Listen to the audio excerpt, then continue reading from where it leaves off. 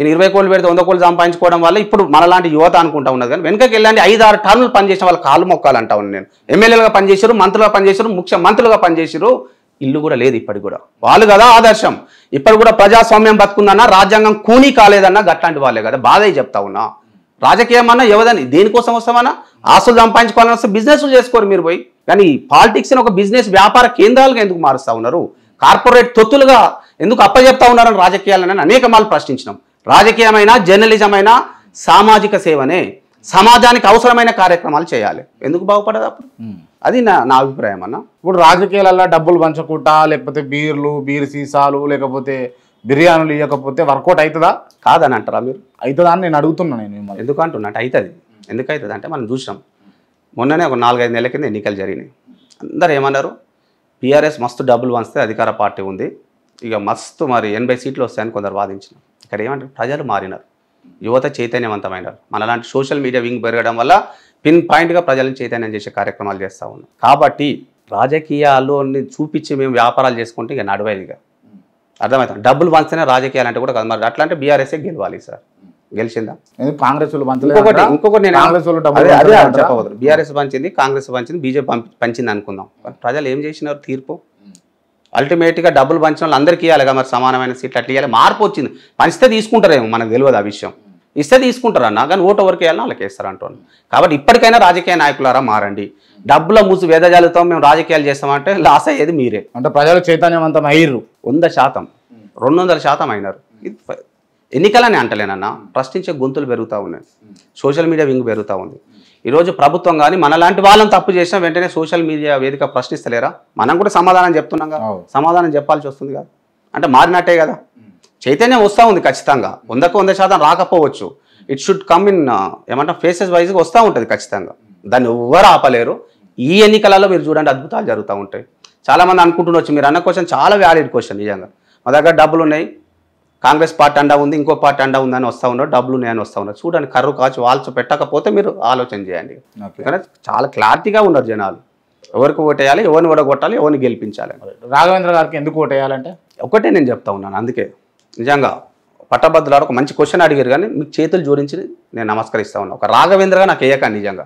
కానీ ఎందుకు వేయాలి రాఘవేంద్ర క్వశ్చన్ వచ్చినప్పుడు మీకు తెలుసు. ఒక 16-17 ఏళ్ళుగా మీ ముంగటనే ఉంటున్నా. నా బాధలు ఏందో తెలుసు, నా కష్టాలు ఏందో తెలుసు. ఎన్ని కష్టాలు వచ్చినా ప్రజా సంక్షేమాన్ని ఎప్పుడు పక్కన పెట్టండి.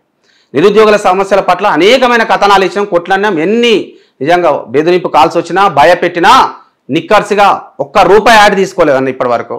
1.5 year 2 years కావస్తా ఉంది మన ఛానల్ పెట్టి. బీఆర్ఎస్ఓ, బీజేపీ, కాంగ్రెసో, సిపిఐఓ, సిపిఎం అంత నిజాయితీగా పనిచేస్తూ ఉన్నాం. అన్ని పార్టీలలో ఒక 17 ఏళ్ళు ఉన్నప్పుడు సత్సంబంధాలు ఉంటాయి. అన్న అంటే అనుకున్న స్థాయిలో మంత్రులు ఉంటారు, ఎమ్మెల్యేలు ఉంటారు. అన్న యాడ్ ఇస్తామన్నా తీసుకోలేదు. ఎందుకంటే ఒకసారి యాడ్ తీసుకున్నప్పుడు ఈసం తిన్నమ్మకు రోషం ఉంటుంది అంటారు. మనం వాళ్ళ పక్షాన్ని ఎంతో కొంత చేయాల్సి వస్తుంది. కాబట్టే మనం తీసుకోలేదు. అందుకే రాఘవేంద్ర కోటేయాలి. నిరుద్యోగుల సమస్యల పోరాటమే కాదు, దాని సొల్యూషన్ ఏందో కూడా చెప్పినాం. బెస్ట్ ఎగ్జాంపుల్ ఏంటంటే చాలామంది నన్ను విమర్శించిన లైవ్లోకి వచ్చి కూడా, అన్న నిరుద్యోగ సమస్య అంతమవుతుంది అంటది కదా, మీరు 16 ఏళ్ళుగా జర్నలిస్ట్గా ఉన్నారు, ఒక గ్రాడ్యుయేటే కదా మీరు చెప్పండి అన్నారు. అందరికి ఒకటే మాట చెప్పిన, అందరికీ గవర్నమెంట్ కొలువులు ఇవ్వడం మళ్ళీ కేఆర్టీవీ సాక్షిగా చెప్తా ఉన్నా, రెడ్యూక్లెస్ ఇంపాసిబుల్, అసాధ్యం. మరి ఎట్లా అంతం చేయాలిగా? ఒక జాబ్ క్యాలెండర్ ఇవ్వచ్చు ప్రభుత్వం చేయాలనుకుంటే. 50,000, ₹1,00,000, 50,000 లేకుంటే 1,00,000 ఉద్యోగాలు ఇవ్వచ్చు. అంతకన్నా ఎక్కువ ఇవ్వాలి. మరి మిగతా 29 లక్షల పరిస్థితి ఏందన్నప్పుడు నేను ఒకటే ఉపాయం చెప్పిన, నువ్వు ఏ మండలం తీసుకో, ఏ జిల్లా హెడ్ క్వార్టర్ తీసుకో, ఏ నియోజకవర్గ కేంద్రం తీసుకో, పుట్టగొడుగులాగా పరిశ్రమలు ఉన్నాయి, నాన్ పొల్యూటెడ్ కంపెనీలు ఉన్నాయి, గ్రీన్ ఇండస్ట్రియల్ పార్కులు ఉన్నాయి, కొన్ని రసాయన పరిశ్రమలు ఉన్నాయి. ఎవరికి ఉద్యోగాలు ఇస్తున్నారన్నా? మన ప్రాంతంలో కంపెనీ పెడతారు, ఖబర్దార్ అని హెచ్చరించడం బాధ అవుతా ఉంది. నిజంగా ప్రభుత్వాలు అనుకుంటే ఈ రోజు నేను ఛాలెంజ్ చేస్తా ఉన్నాను, నేను చెప్తాను, అమలు చేయండి. వారం రోజుల తర్వాత నిరుద్యోగ సమస్య ఉంటే ముక్కు నేలకు రాస్తా కేఆర్టీవీ ముందుకు వచ్చి.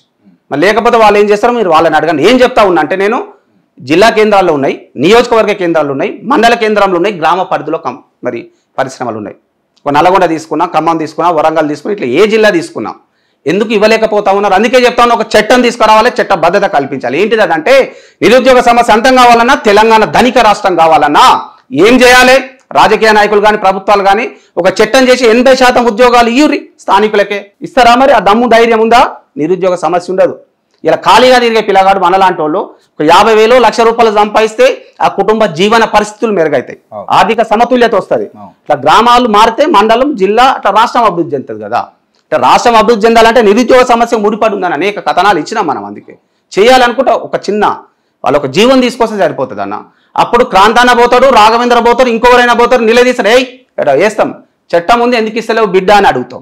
ఇలా మనం పోతే ఏం చేస్తా ఉన్నారు, పోలీసులతో కుమ్మక్ కావడం, కేసులు పెట్టియడం. రేపు వాళ్ళ మీద మనం కేసులు పెట్టాలంటే ఒక చట్టం తీసుకురావాలి.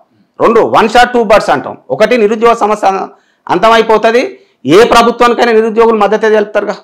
సెకండ్, నేను ఏమంటా ఉన్నా, ఎట్ ఏ టైం తెలంగాణ ధనిక రాష్ట్రం అవుతుంది అంటా ఉన్నా. మీ నిధులు వద్దిగా అది కూడా చెప్తా ఉంటా. ఎట్లా ధనిక రాష్ట్రం అవుతుంది అంటే, కుటుంబాలలో ఖాళీగా తిరిగే పిల్లలు ఉంటారు ఇద్దరు. నా కుటుంబంలో నాన్న నా తమ్ముడు, చెరో 50,000 తెస్తే 1,00,000, 10,000 పోతే 90,000 మిగులుతాయిగా. సుమారు 11-12 లక్షలు సంపాదించుకుంటారుగా. లక్షాధికారులం అవుతుంది సంవత్సరంలో. మరి ఒక 2-3 ఏళ్ళు 4 ఏళ్ళు అయితే కోటీశ్వరులం అవుతాం. ఏమవసరం అని ఎందుకు కాదు ధనిక రాష్ట్రం? ఇంకొకటి ఉపాయం ఉంది. ఇదొకటి అంతం చేస్తే, నిరుద్యోగ సమస్య అంతం చేస్తే 1000 కోట్ల సంక్షేమాలకు అని పెడతా ఉన్నారు, పెన్షన్స్ అని ఇదని అదని. స్వాగతించినాం. ఎందుకు ఇక దేని అని అడుక్కోవాలి, మీ పెన్షన్ కోసం 10 ఏళ్ళు అయినా 70 ఏళ్ళు అయినా. అదే నిరుద్యోగ సమస్య అంతం చేసినప్పుడు, ఖాళీగా తిరిగే పిల్లగానికి ఉద్యోగం ఇచ్చినప్పుడు డ్యూయల్ అకౌంట్స్ తీయండి అని చెప్పినాం మనం.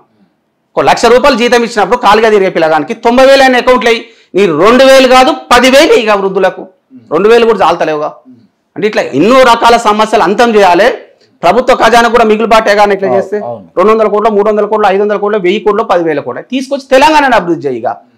అంటే ఒక నిరుద్యోగ సమస్యని అంతం చేస్తే అన్ని క్లియర్ అయిపోతాయి. ఇక్కడ కుటుంబాలు బాగుపడతాయి, రాష్ట్రం బాగుపడుతుంది, కాలనీలు బాగుపడతాయి, మనలాంటి జర్నలిస్టులు అందరం బాగుపడతాయి. ఎందుకు చేయలేకపోతా ఉన్నారు? ఎందుకు చేయలేకపోతున్నారు? నిరుద్యోగుల పక్షాన కేవలం మైక్ల ముందు మాట్లాడతారు, మూటలు తెచ్చుకుంటారు. ఇక ఇట్లా జరుగుతూ ఉంది కాబట్టి మంచి పద్ధతి కాదని, కాబట్టే రాఘవేంద్ర కోటేయాలంటా ఉన్నా. మీరు అన్నారు కదా, ఎందుకు కోటేయాలంటే నికాస్గా పనిచేసాం కాబట్టి వేయాలి. నిరుద్యోగుల సమస్యలనే గుర్తించడమే కాదు, ఈ సొల్యూషన్ చెప్పండి, ఇది పరిష్కారం అని చెప్పినాం కాబట్టి రాఘవేంద్ర కోటేయాలి.